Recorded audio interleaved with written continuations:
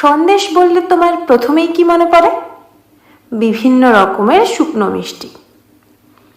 কিন্তু সন্দেশ শব্দটির প্রথমে অর্থ ছিল খবর। পরবর্তীতে অর্থের বিকৃতিতে এর আরেকটি অর্থ বোঝায় বিশেষ প্রকার মিষ্টি। কিন্তু কিভাবে এলো এই বিকৃত অর্থটি?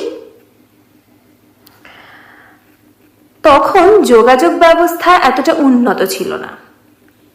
কেউ অন্যের বাড়িতে কুশল সন্দেশ নিয়ে গেলে সাথে করে মিষ্টি নিয়ে যেতেন।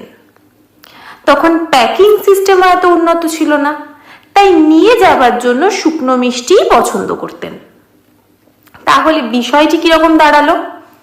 ব্যক্তিটি সন্দেশ নিয়ে এসেছেন, কিন্তু খবর তো চোখে দেখা যাচ্ছে না।